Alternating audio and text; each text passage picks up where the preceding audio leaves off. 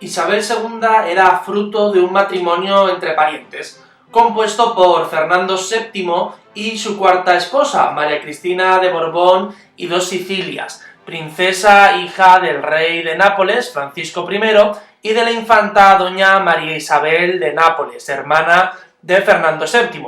Por lo tanto, María Cristina era sobrina del rey Fernando. Los absolutistas y la camarilla femenina que teníamos en la corte madrileña quisieron estorbar la boda real desde el principio, en el año 1829.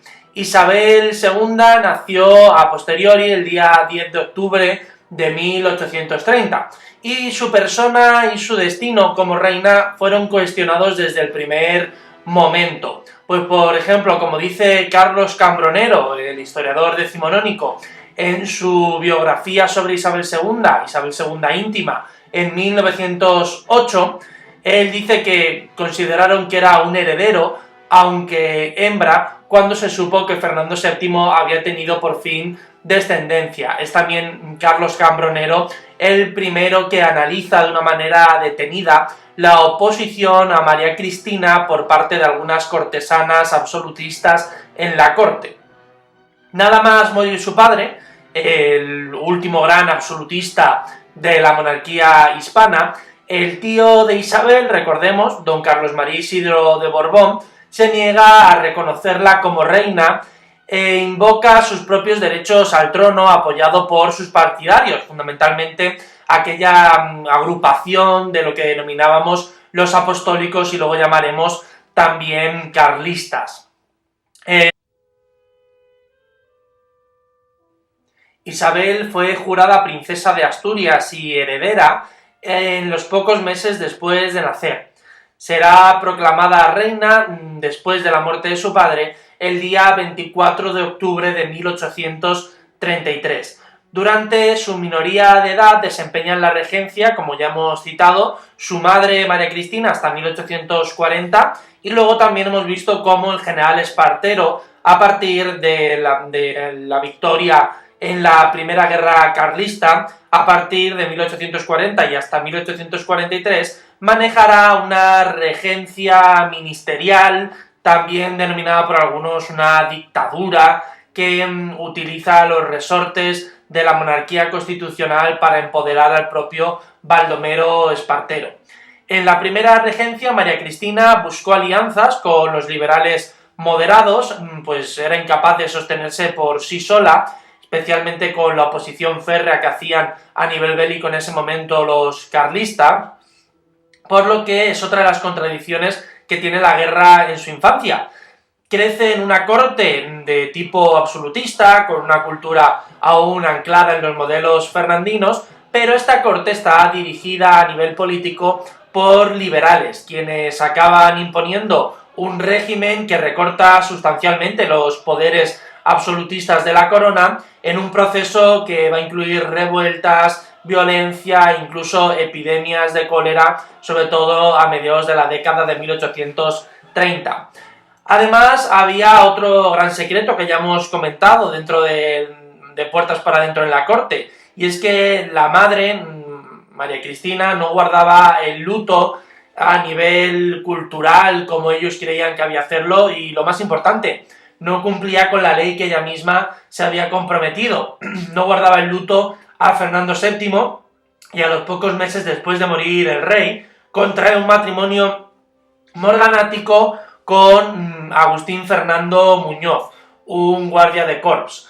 Las nuevas nupcias de María Cristina distanciaron a Isabel de su madre, más que por motivos personales, por motivos políticos y de imagen, y además María Cristina va a tener varios hijos con su segundo esposo, una descendencia que Isabel ha de conocer y acoger por imposición de su madre, que siempre le exigirá y le impondrá un respeto filial para con sus hermanastros. La nueva familia materna vivió oculta y la reina vivió con su hermana Luisa Fernanda en palacio, también hija del matrimonio entre Fernando VII y María Cristina, mientras que su madre, María Cristina de Borbón y dos Sicilias, pasaba larguísimas temporadas en el Pardo, lo que constituyó una separación de hecho entre las hijas del primer matrimonio y su madre, algo que no pasaba desapercibido para nadie en el ámbito cortesano, y así lo constatan muchos de los observadores y embajadores extranjeros que venían por Madrid en aquella época, como por ejemplo el coronel francés Saint-John, que señalaba que la convivencia era rara a sus ojos, pues de lo contrario la vida privada de la regente, si no era así, con esta separación de vida como denota el coronel francés Saint-John, pues la vida privada de la regente acabaría por destruir el escasísimo prestigio con que contaba la monarquía en España en aquel momento. Así va a ser como discurra la infancia de Isabel hasta el año 1840, cuando María Cristina renuncia a la regencia y llega Espartero la primera línea política, lo que plantea una cuestión bastante delicada, pues la madre había declarado que no renunciaba a la tutela de su hija, pero se le mostró que por las leyes españolas no podía desarrollar la tutela a distancia y la Constitución además no reconocía más que un tutor legal. Las leyes declaraban este cargo personalísimo para Baldomero Espartero. Se habían barajado realmente varios nombres. Se barajó el nombre de José Manuel Quintana, de Vicente Sancho, Francisco Cabello, Donoso Cortés y Montes de la Oca. Esto hizo que muy pronto se sacara a Baldomero Espartero de esta cuestión vinculada a la tutela directa, y la madre, María Cristina, designó a Donoso Cortés para que tratara el asunto con el regente, con Baldomero Espartero y con el gobierno. El día 10 de julio de 1840, ambas cámaras declararon vacante la tutela y al proceder al nombramiento del nuevo tutor, Agustín Argüelles, es el elegido con una amplísima mayoría. Básicamente creemos que es porque tenía el beneplácito, caía bien a casi todos por sus buenas cualidades. Incluso a Argüelles se le llegó a llamar el divino, era uno de los liberales más potentes que teníamos. Habíamos hablado ya de Agustín Argüelles en época del trienio liberal. Además, Argüelles no introdujo ninguna alteración en palacio, en la vida práctica y cotidiana, pero aún así María Cristina protestó considerando que la decisión de las Cortes era una usurpación de poder fundada en la fuerza y en la violencia, y que no podía consentir tal usurpación. Como consecuencia de esta protesta, 13 damas de palacio renunciaron a su puesto dentro de la administración y las tareas palatinas. Por ejemplo, la marquesa de Santa Cruz declinó su puesto de aya de Isabel II y de camarera mayor. No ocurrió nada porque fue sustituida por la condesa de Mina como nueva aya y por la marquesa de Bélgica como camarera mayor de la pequeña reina. Quintana continuó al cargo de la educación de la reina y de su hermana, mientras que la formación religiosa la dirigía el obispo de Tarragona, Valdés Busto, que tenía una fama tremenda de virtuoso incluso entre los liberales. La administración de la Casa Real y el patrimonio le correspondió a don Martín de los Heros, y sabemos, por ejemplo, que Argüelles cobró unos 180.000 reales, y considerando que el mayordomo mayor de palacio cobraba el sueldo más alto de esas dependencias, que eran unos 120.000 reales, el nuevo tutor se conformó tan solo con 90.000. Nunca llegó a cobrar los 180.000 que se habían pedido en momento. Y se entregaron luego más tarde, en una caja B, unos 90.000 reales por si surgía algún tipo de imprevistos, que realmente nunca surgieron y se los quedó Agustín Argüelles. Argüelles tuvo, además de la de María Cristina y de algunos de su camarilla, la oposición de gran parte de los liberales moderados, que le llamaban, por ejemplo, a Argüelles, los moderados le llamaban habitualmente el zapatero Simón. Y también tuvo, por parte de los progresistas, una cierta oposición, que los progresistas le consideraban moderado, pero los moderados le consideraban un liberal de corte progresista o extremo. Luego no gustaba en ese sentido, durante su tutoría, a prácticamente nadie en el ámbito político.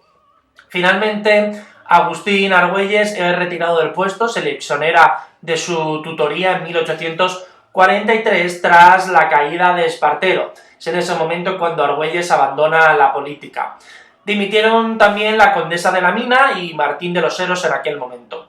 Le sucede como tutor el duque de Bailén y como ayo fue designado Salustiano Olózaga.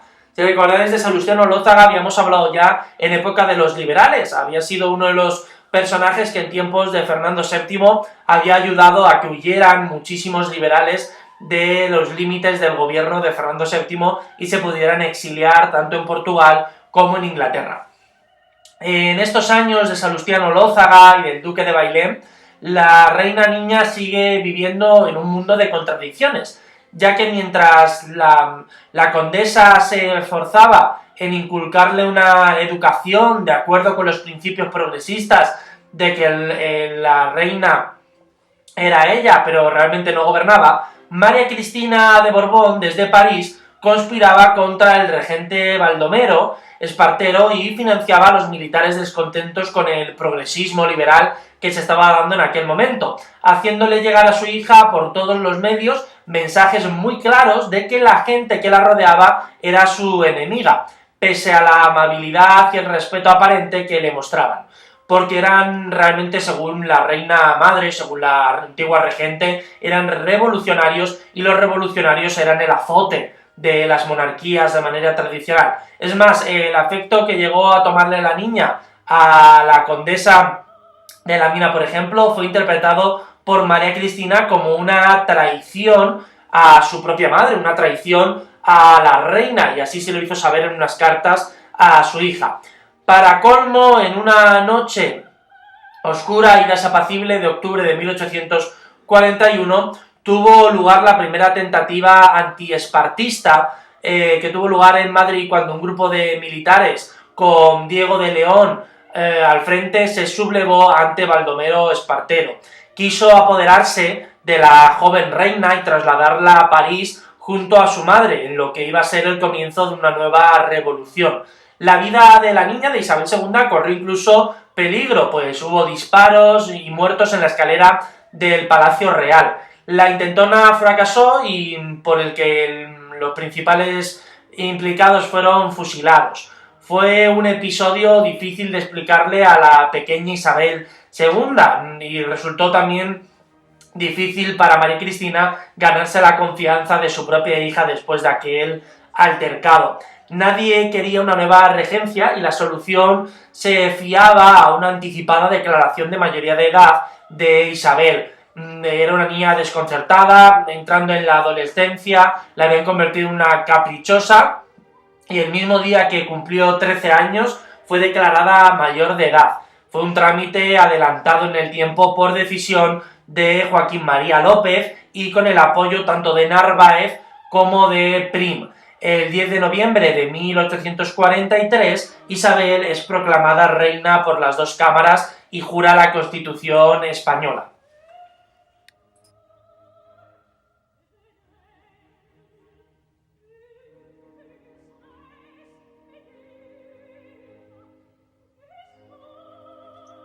Desde que se nombra mayor de edad a Isabel II, María Cristina recuperó el protagonismo político perdido, ya que las instrucciones de gobierno que recibe Isabel y las normas a las que debe ceñirse, especialmente en lo referente a su conducta ya no solo política, sino también dentro de lo que es la corte, proceden de su madre y de algunos de sus agentes en Madrid, particularmente de Donoso Cortés, cabeza de los moderados más autoritarios, y también tiene que estar bajo el ala de la condesa de Santa Cruz, una de las viejas damas de palacio que habían no aceptado el papel de los liberales tras la caída de María Cristina.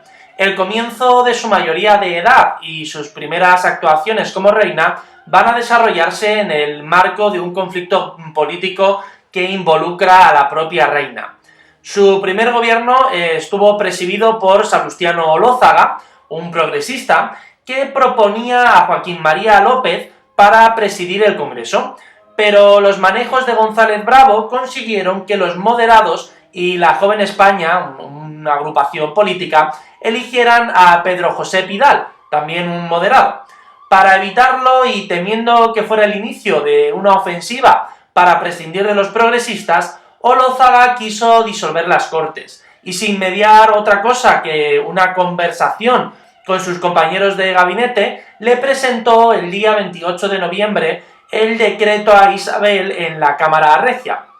Según una versión, Olózaga le pidió a la reina que firmara y ella se negó, pero él obligó a la reina a que firmara aquel documento. Los enemigos de Olózaga dedujeron que la reina había sido coaccionada, con lo que se desató el consiguiente escándalo parlamentario que provocó la exoneración y expatriación de Olózaga y la llegada al poder de González Bravo.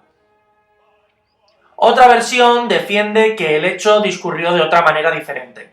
Olózaga explicaría a la reina lo que pretendía y la reina firmó. Después hablaron de la recepción del día siguiente al príncipe de Carini, representante de Nápoles, y más tarde se fue a jugar la reina con sus damas.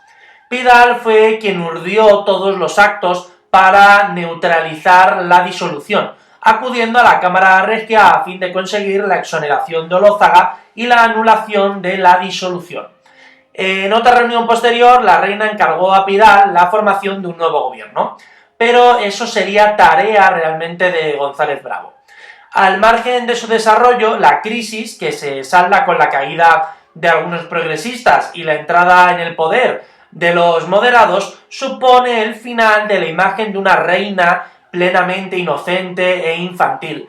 Desde nuestra perspectiva es un caso premonitorio, por ser muy temprano, de la impotencia y debilidad que tendrá la reina en el ejercicio de su poder a lo largo de las siguientes décadas, y también nos mostrará el férreo círculo de interés que rodeaba y asfixiaba a Isabel II. Isabel durante su juventud estaba presionada constantemente por consejeros a los que nada les importaba realmente a nivel personal la reina. En estos primeros años ya empieza a acumular una serie de problemas que marcarán su futuro y acabarán convirtiéndola en una reina completamente desestabilizada. La descripción que hace, por ejemplo, Fernando Garrido, político, uno de los más progresistas que había en aquel momento en España, es de origen murciano, fue el editor además de un periódico protosocialista que es la Organización del Trabajo, pues Garrido hace una descripción de aquella situación bastante patética. Dice: un día son sus parientes, los tíos, los primos hermanos, los que le disputan el trono en el que aún no se había sentado, rodeando su cuna de peligros y de ruinas y sangre de la nación. Otros son los pueblos indignados, quienes la separan de su madre entregándola en poder de gentes extrañas para ella. Más tarde, apenas entrada en la pubertad, llega esa turba de vampiros, de hombres gastados, corrompidos y escépticos, que se llaman a sí mismos moderados, que tienden lazos a su virtud, comprometen su honra, trafican con su nombre y su libertad y la precipitan en una tenebrosa noche de miserias, horrores y crímenes, en un satánico sueño que necesitaba a Espronceda como narrador. Si fijáis, la descripción que hace Garrido es completamente dentro de un canon estético romántico. Una situación, por ejemplo, que incluso años después, décadas después, a Valle Inclán también le llama la atención y el propio Valle Inclán la refleja en sus esperpentos. Al mismo tiempo, la reina ya empezaba a ser una figura pública en estas décadas de 1840, cada vez más conocida, y quienes la trataron de manera más directa nos han dejado impresiones sobre ella. Por ejemplo, su primer biógrafo, que fue un inglés, fue Francis Gribble, escribió, dice: carecía absolutamente de genio y se convirtió exactamente en lo que su educación hizo de ella. Y su educación fue tan mala que difícilmente hubiera podido ser peor. La virtud no estaba, como dice la gente, en la familia. La virtud política menos que cualquier otra cosa. No podía, por lo tanto, aprender nada bueno observando el ejemplo de ninguno de sus padres, y pasó sus años impresionables bajo la influencia de cortesanos que le enseñaron que el reino era su propiedad privada, y su capricho un principio suficiente para dirigir la elección de sus ministros. Más aún, a la edad en que aún debería haber estado en la escuela, la casaron por razones de estado con un marido que carecía de los atributos esenciales de un marido, y eso teniendo le diablo corps. Es importante tener en cuenta este tipo de descripciones que se hacían en su propia época.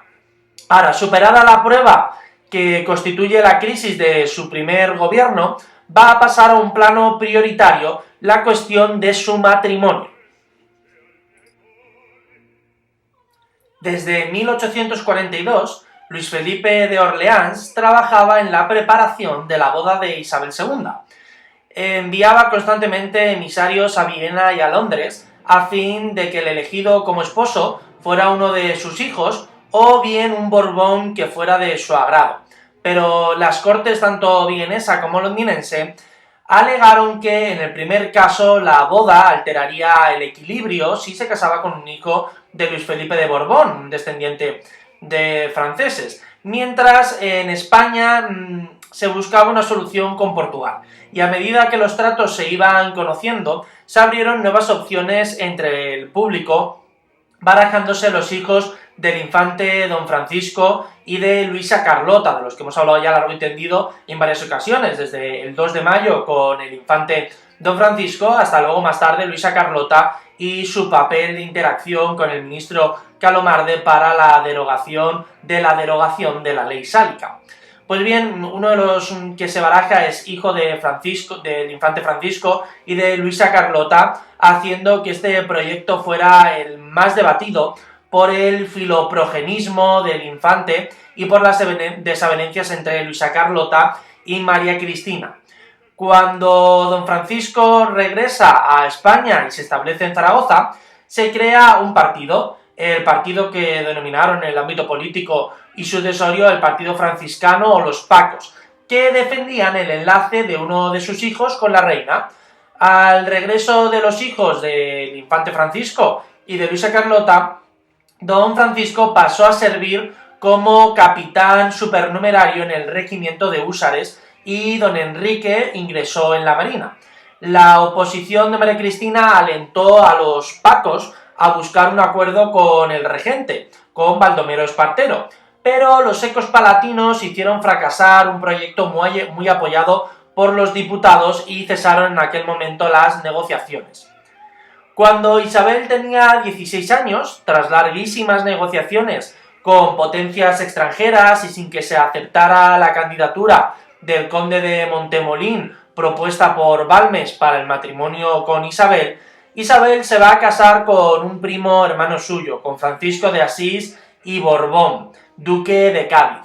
Posiblemente ella hubiera preferido a su cuñado, a don Enrique, que tuvo que aceptar lo acordado en la entrevista de EU. La entrevista de EU fue el fruto de una conferencia internacional para elegir un matrimonio bueno a nivel, sobre todo, diplomático y de políticas internacionales para Isabel II.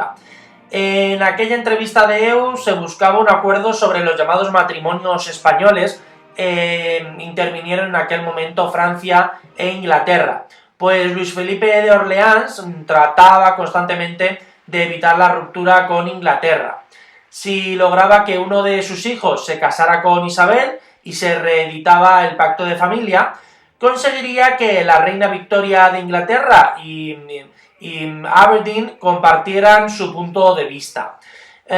Isabel se casaría con un descendiente de Felipe V para evitar la unión entre Francia y España, aunque también se comprometía a no casar a su único hijo soltero, el conde de Montpensier, con Isabel. Con todo esto, las políticas originales que promovía Luis Felipe no se llevaron tal y como él había previsto. El primer candidato para las conferencias, para la entrevista de EU, fue el conde de Áquila, indicado por Inglaterra, favorecido por Francia y consentido además por María Cristina de Borbón.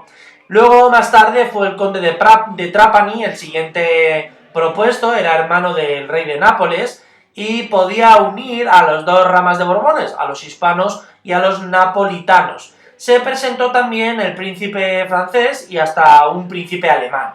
Luis Felipe se daba por satisfecho con el matrimonio de Luisa Fernanda y del duque de Montpensier, de Antonio de Orleans, e Inglaterra llegó a amenazar con un casus belli, con una guerra, si Isabel se casaba con el duque de Aumale.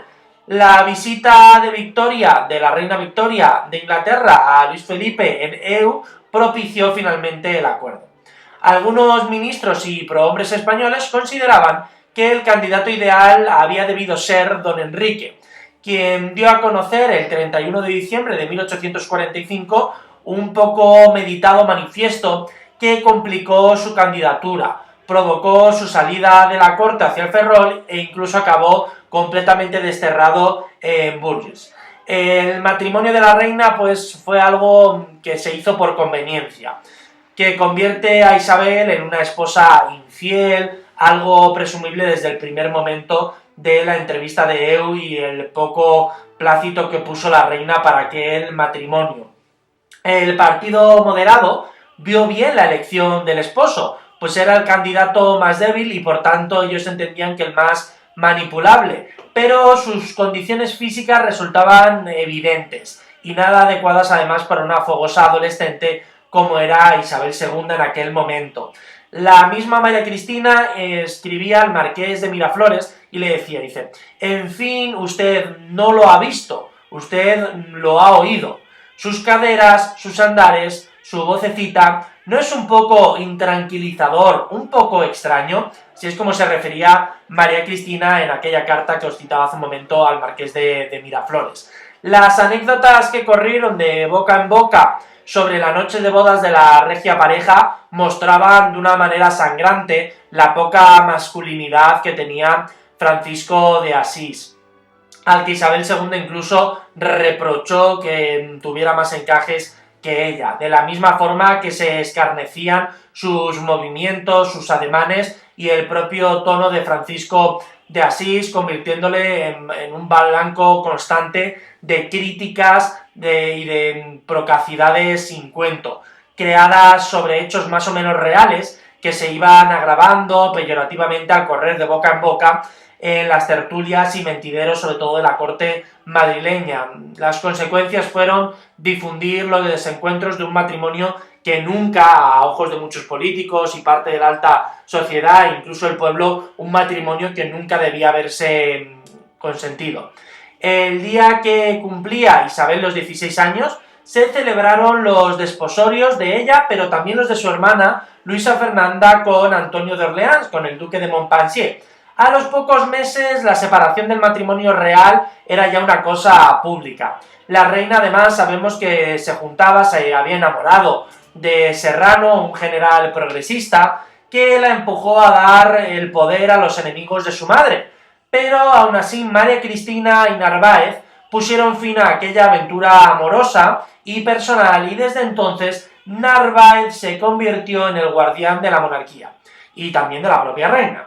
Mientras los favoritos se sucedían en la cama y en la alcoba de la reina de una manera mucho más discreta de lo que había ocurrido con Serrano, pues por falta de un marido adecuado, tal y como vendía Isabel II, la vida privada de la reina fue propensa a los escándalos con, por ejemplo, las libidinosas veleidades que calificaban políticos como González Bravo. Hubo una separación práctica y pública de su cónyuge, lo que provocó amonestaciones incluso del Papa e intervenciones conciliares de algunos políticos.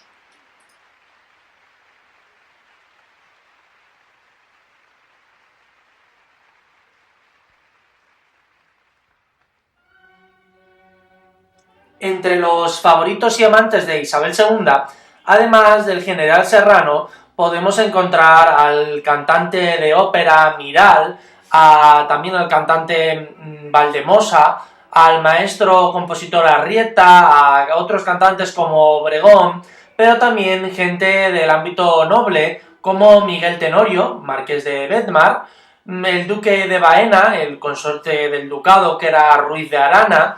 También podemos, por ejemplo, tener al comandante de ingenieros Puigmoltó, a Marfori, que era secretario de la propia reina, y otros tantos, a veces de una manera más acertada en términos historiográficos, a veces simplemente fruto de la rumorología decimonónica y posterior. Una galería de personajes consentida por su esposo, por Francisco de Asís, que somete a su esposa a toda clase de chantajes constantes para no desvelar públicamente algunos de estos amoríos, hasta el punto de que el rey consorte se convierte en un elemento desestabilizador de primer orden y de construcción de una imagen de una reina casquivana. Tanto en la política del país como en la vida de palacio se va produciendo esta desestabilización, de manera que Narváez tiene incluso que amenazar a Francisco de Asís en más de una ocasión con encerrarle en Segovia, pero las conspiraciones del rey consorte siguen con la colaboración de Fray Fulgencio, el confesor del propio rey, y también a través de la ayuda de Sor Patrocinio, la monja famosa por las llagas fingidas que va a producirse a sí misma hablando o cometiendo la idea de que eran estigmas divinos. También se ha señalado la existencia de una camarilla cuya compañía y consejos constituían otro elemento perturbador y bastante negativo para la proyección pública del honor y el prestigio de la reina. En 1849 la camarilla reunía a algunos de los componentes más habituales, como la célebre Sor Patrocinio o Fray Fulgencio, que acabamos de citar, pero también, por ejemplo, don Martín de Roda, secretario del rey consorte, o gentilhombres como Quiroga, hermano de la monja, hermano de Sor Patrocinio, y también Baena, más los señores Balboa, los Melgar, los Fuentes Tejada, que eran familias del área de influencia sobre Isabel II. La existencia de la camarilla influyó en la creciente impopularidad de la reina, y este grupo alejó del poder sobre todo a los progresistas liberales, que se declararon completamente antidinásticos. Estaban en contra de los Borbones en términos generalizados. La monja Sor Patrocinio y Fray Fulgencio fueron los artífices de que la reina designara a Clonard como jefe de un gabinete que tan solo duró 24 horas, entre el día 19 y 20 de octubre de 1849, y se denominó en la prensa como el Gabinete Relámpago. La caída fue provocada por la indignación de la opinión pública, la dimisión de la mayor parte de las autoridades civiles y una crítica voraz por parte de la prensa, a la que no se sumaron, curiosamente, los periódicos absolutistas. Al día siguiente, el día 20 de octubre de 1849, Sor Patrocinio fue enviada a Talavera de la Reina, Fray Fulgencio a Archidona y Clonard a Jaén en situación de cuartel, quedando a lo largo de esa noche en libertad, pero desprovisto del mando del colegio militar. Los demás implicados en el caso fueron desterrados o arrestados. Con esto se intentó desmontar aquella camarilla. Con un esposo y tantos amantes es normal que Isabel II tuviera una numerosa descendencia. El primero de los descendientes fue Luis, que murió al nacer. Después vino Isabel, María Cristina, nacida por ejemplo en 1854 y muerta la pobre a los 3 días. También María de la Concepción murió muy temprano, con solo 5 años. Pero luego tenemos también, por ejemplo, a Alfonso, el futuro Alfonso XII, que nace en 1857. María del Pilar Berenguela tiene una vida también corta, pero algo más larga que sus primeros hermanos. María del Pilar había nacido en 1861 y muere en 1879. O luego, por ejemplo, tenemos a una de las más longevas, la más longeva además con diferencia, que es María de la Paz, que vive desde el año 1862 hasta que muere en 1946. Además, tuvo un papel clave porque casó en 1883 con Luis Fernando de Baviera. No podemos olvidarnos además de la infanta Eulalia, que tiene una vida también bastante próspera entre 1864 y fallecerá ya en 1958. Si bien se fue construyendo un mito con una base real de la reina como una ninfómana que la ridiculizaba como soberana y mandataria, tampoco podemos obviar el flaco favor que le hizo en la corte la presencia de Francisco de Asís, el cual en primera persona también estaba viviendo un auténtico drama. Se veía obligado a reprimir su homosexualidad, y si bien la reina fue de hombre en hombre y decidió mantener relaciones con diversos amantes, el rey consorte, Francisco de Asís, se mantuvo siempre con una pareja estable, con Antonio Ramos Meneses, junto al que vivió en varias ocasiones en el espacio del Palacio Real de Riofrío, o incluso luego más tarde ya en el exilio en el Palacio francés de Piney-sur-Seine, donde van a vivir hasta que fallece Francisco de Asís en abril de 1902. Muestra del desprestigio y la visión sexualizada y peyorativa de los Borbones en la corte isabelina es la colección de láminas de acuarelas satíricas que agrupan 89 escenas de carácter pornográfico.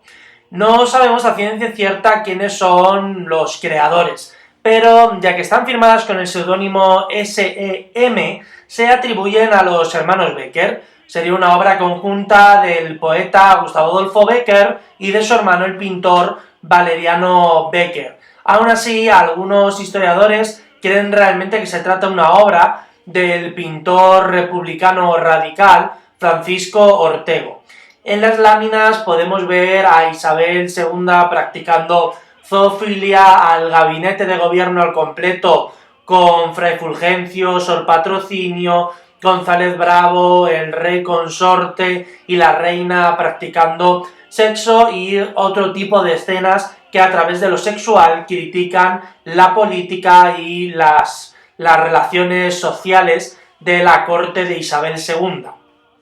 No se publicó realmente estas acuarelas, aunque eran conocidas en el ámbito de la academia de manera habitual, hasta el año 1991. Con esto, la vida y la personalidad de Isabel II está en una paradoja constante. Por un lado, haciendo uso de una sexualidad exacerbada para su época, y además haciendo camarilla con Sor Patrocinio, con la monja de las llagas. Todo esto incluso salpicó a la imagen de la Iglesia, sobre todo en los cenáculos más libertarios de la ciudad de Madrid, donde se empezó a gestar un foco de no solo antimonarquismo o antiborbonismo, sino también de anticlericalismo ligado a la propia figura de Isabel II y Sor Patrocinio.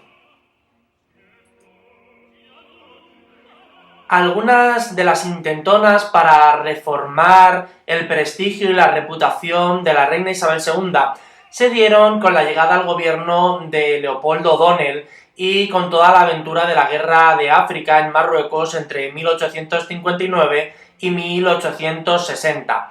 Aquella guerra, tal y como vimos en sesiones anteriores, no solo fue una oportunidad para afianzar el modelo liberal o intentar una expansión colonialista, sino que también pretende generar a través de la prensa, los discursos hechos a propósito para la reina y varias ritualidades de heroicidad en torno a los militares que retornan victoriosos de la batalla de Guadras, pretenden limpiar la imagen de Isabel II. Pretenden además darle un referente, un contenido simbólico y nacionalizador a través de un discurso de poder y un discurso de grandeza promovido por la propia reina. Realmente esto fue algo que no construyó la reina de primera mano, sino que lo hizo el Partido Unionista de O'Donnell. Pero ninguna de estas medidas ni la censura de la década de 1860 pudieron con la malísima imagen que tenía Isabel II. Este descrédito más la crisis de subsistencia que se empezaba a dar a lo largo de 1865 en adelante desembocan con la Revolución de la Gloriosa, o la también llamada Septembrina. Se produce esta revuelta popular instigada por el Partido Demócrata, el Partido Progresista, parte de la Unión Liberal liderada por Juan Prim, por Serrano y por Juan Bautista Topete. Van a promover un levantamiento popular entre el 19 y el 27 de septiembre de 1868. Esto llevará al derrocamiento de Isabel II y el inicio del sexenio democrático.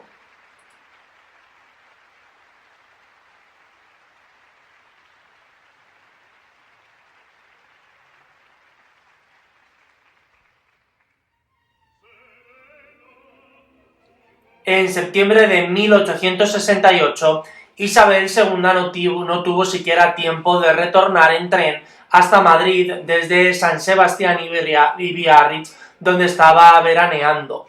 Se exilió en Francia, donde bajo las alas de Napoleón III y Eugenia de Montijo se establece en el Palacio Parisino de Castilla. Estuvo allí hasta su muerte. El 25 de junio de 1870 decidió abdicar en París en favor del príncipe Alfonso, que convertiría más tarde Cánovas del Castillo a partir de 1874 en jefe de Estado como Alfonso XII.